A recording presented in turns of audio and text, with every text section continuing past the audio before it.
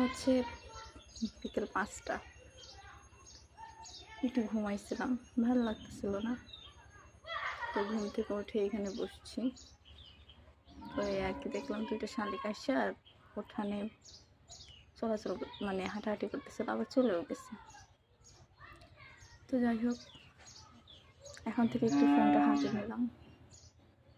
আসলে নিজের কোনো মানুষের কিছু হইলে না একটু বেশি চিন্তা লাগে, টেনশন লাগে। তো রাত্রে তেমন ঘুম হয় নাই, তো একটু দুপুরবেলা ঘুমাইছিলাম, দুইটার দিকে ঘুমাইছিলাম।